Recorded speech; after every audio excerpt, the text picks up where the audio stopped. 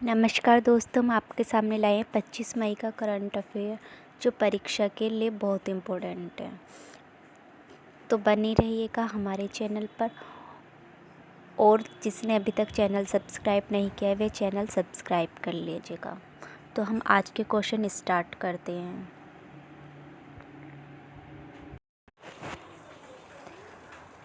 हाल ही में Joe Biden ने सुम किम को किस देश में विशेष राजदूत नियुक्त किया है?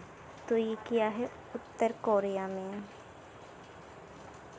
नेक्स्ट क्वेश्चन है हमारा, निम्नलिखित में से किसने मिस यूनिवर्स 2020 का खिताब अपने नाम किया है? तो ये है एड्रिया मेजा मैक्सिको की।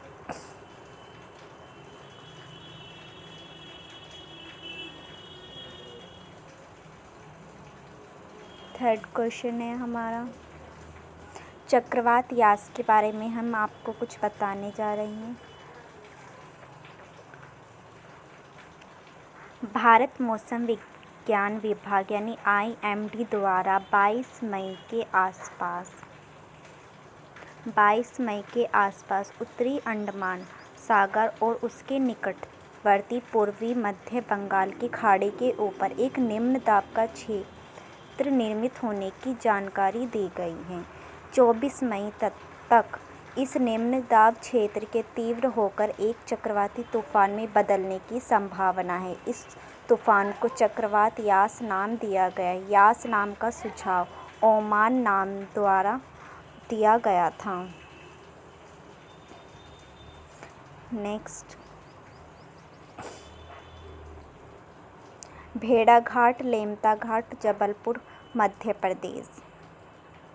भेड़ाघाट, जिसे भारत का ग्रैंड कैन्यन कहा जाता है, जबलपुर जिले का एक शहर है। नर्मदा नदी के दोनों ओर संगमरमर की 100 फीट ऊंची चट्टान और उनके विभिन्न रूप से भेड़ाघाट की खासियत है। नर्मदा घाटी में विशेष रूप से जबलपुर के भेड़ाघाट लेमता घाट के क्षेत्र के कई डायनासोर जीवाश्म पाए गए हैं। नर्मदा नदी संगमरमर की चट्टानों से होकर गुजरती, संकरी हो जाती और अंत में एक झरने के रूप में नीचे गिरती है, जिसका नाम धुआंधार जलप्रपात है। नेक्स्ट क्वेश्चन है हमारा 25 मई का करंट अफेयर,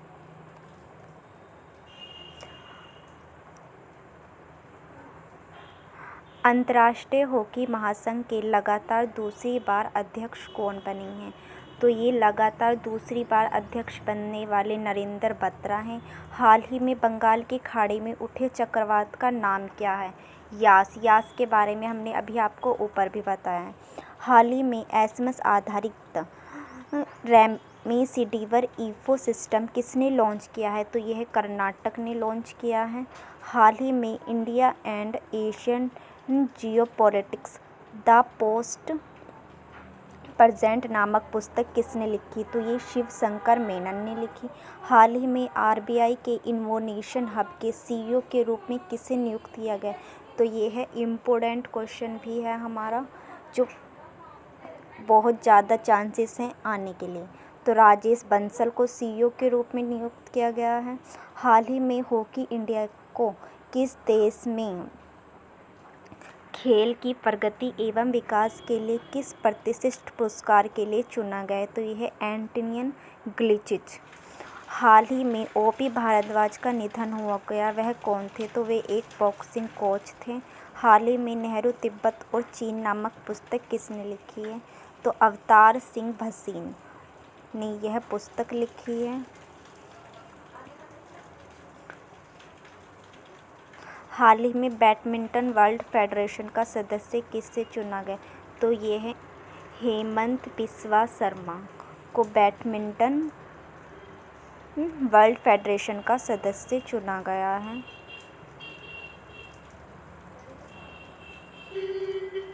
हाल ही में किस देश ने प्रति व्यक्ति आय के मामले में भारत को पीछे छोड़ा है? तो यह है बांग्लादेश है, जिसने पीछे छोड़ दिया है। हाल ही में मोनाको ग्रैंड प्रिक्स 2021 किसने जीता? तो मैक्स वर्स्टपन ने इसको जीता है। हाल ही में किस राज्य सरकार ने डीएलआइट के सहयोग से संजीवनी परियोजना शुरू की है?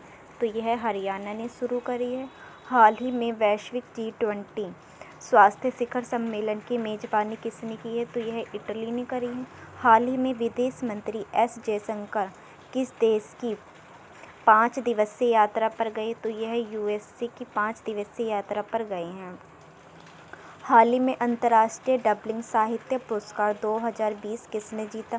तो वैलेरिया के लुसेली ने इसको जीता है। हाल ही में माउंट नियारांगो में विस्फोट हुआ है, यह किस देश में? तो यह कांगो गणराज्य में है।